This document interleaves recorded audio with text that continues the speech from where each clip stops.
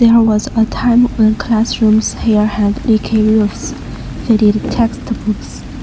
Every child here longs for knowledge, but poverty deprives them of high-quality teaching materials and a good learning environment, leaving them to manage studying in classrooms. Gap in educational resources made dreams seem distant, so President Xi launched the Educational Poverty Alleviation. To alleviate poverty, we must empower the men, ensuring that children in impoverished regions receive a quality education. It's not only a critical mission in poverty alleviation and development, but also a fundamental means to break the cycle of intergenerational poverty. China has built the world's largest social security system.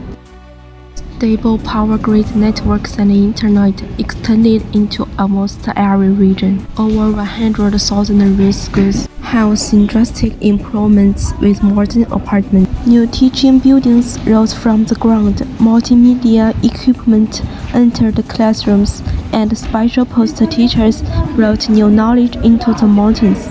The 2 exemptions and 1 subsidy policy eliminated tuition fees, provided free textbooks, and offered living allowance for boarding students. Now every child in mountains can learn better knowledge, benefited from the educational poverty alleviation policy. Over the past 8 years, nearly 100 million rural residents have been lifted out of poverty, an astonishing miracle. Addressing educational deprivation through education itself has been the driving force behind the victory in the poverty alleviation campaign. So how about the international perspective on the policy?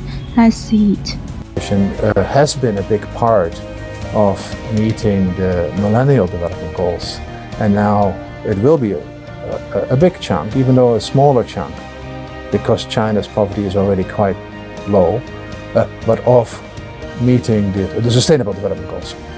I think increasingly people will be looking at China and China's achievement on how China has achieved this poverty reduction, to see what lessons can be learned for their country. So China as an example, if you want, as a resource, as a fount of ideas for poverty reduction around the world. That's going to be quite important. China is contributing to achieving the Millennial Development Goals by means of supporting the UN and also bilateral development assistance. That's going to be a factor as well. Educational poverty alleviation breaks the cycle of poverty through knowledge. On the path of rural revitalization, more resources are now flowing to grassroots areas. Every child's dream is the nation's hope.